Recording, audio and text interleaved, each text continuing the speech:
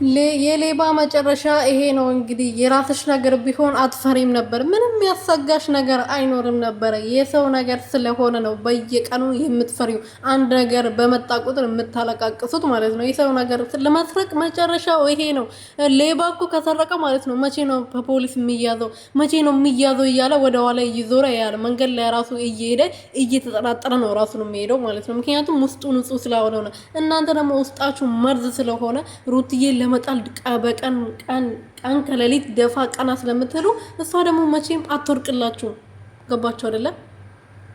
መቼም ስለማትወርቅላችሁ ሁሉ ጊዜ አሸናፊ ስለሆነች እናንተ ደግሞ እሷ ካልወደቀች እንቅልፍ አንተኛም ትላላችሁ። ግን እሷ አትሸነፍም። በቃ ልጅቷ የምትሸነፍ አይደለችም። በጣም ጠንካራ፣ ፈጣሪዋን የምትፈራ፣ ፈጣሪዋን የምታከብር፣ እናንተ በምትሉት በቆሻሻ ስራ ማታምን በጣም ጠንካራና ጀግና ሴት ስለሆነች እንደናንተ አትልፈተፈትም፣ አትፈራም፣ ልቦ አይፈራም። ምክንያቱም የምታምነው አንድ አምላክ ስለሆነ ፈጣሪዋ በፈጣሪዋ ስለምትተማመን። ገባሽ አይደለ?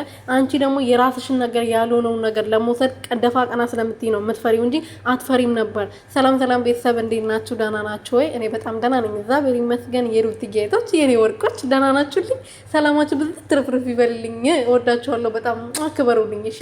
እና ለዚህ ቤት አዲስ የሆናችሁ ሰብስክራይብ፣ ሼር፣ ላይክ እያደረጋችሁ ቤተሰብ እንድትሆኑ በትህትና እየጠየቅኩኝ ሰብስክራይብ አድርጉኝ የኔ ውዶች። 11 ሺህ ገብቻለሁ፣ 12 ሺህ አስገቡኝ የኔ ወርቆች፣ እወዳችኋለሁ። እና ምን ልላችሁ ፈልጌ ነው እንግዲህ ሩት ትላንትና አቤል እንደመታመም ምናምን ሆኖ ነበር። እንግዲህ ያው እሱም ሊያስደርጋበታለች ማለታቸው እኮ ነው በእነሱ ቤት ማለት ነው። እነዚህ ሞኞች እንግዲህ የአብርሃም አልበቃትም አቤል ላይ ያስደረገች እንድትባል በቃ እነሱ ባገኙት አጋጣሚ ሩትዬ መጥፎ ሰውን ለማስባል መጥፎ ሲም እንዲሰጣት ነው የሚፈለገው። ግን ሩትዬ ዛሬ አይደለም የተወደደችው፣ ከዚህ በፊት ነው፣ ከ3 ዓመት በፊት ነው ልባችን ውስጥ የገባችው ብለን ብንናገራቸው እነሱ አያምኑም። በቃ አንዱ ጆሯቸው ይሰማል፣ አንዳቸው ያፈሳሉ። ገባቸው አይደለ?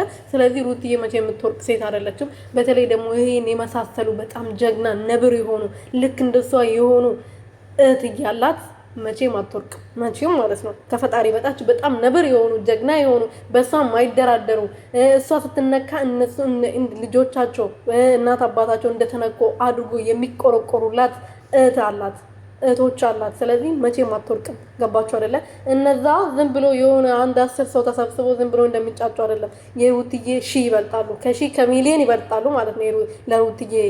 የሩትዬ ፍቅር ያላቸው ለሷ የሚሰፈሰቡላት ማለት ነው። ስለዚህ አታልቅሽብን። ይኸው ትላንትና እንደዛ ስለሆነ ዛሬ ደግሞ ፍርሃት አለኝ ምን አለኝ እያለች መታለች። አለቃቂሽ ይዘራትሽን ችለሽ። ለማንኛውም የእህታችን የንግስታችን የሚዲያው ንግስት የዩቲዩብ ንግስት ናት ሩቲ ማለት ነው። የቤተሰቦቿ ብቻ ሳትሆን የሁላችንም ንግስት ነች እና ፈጣሪ እድሜና ጤና ይስጣት፣ ልጇን ያሳድግላት፣ ባሏን ወደ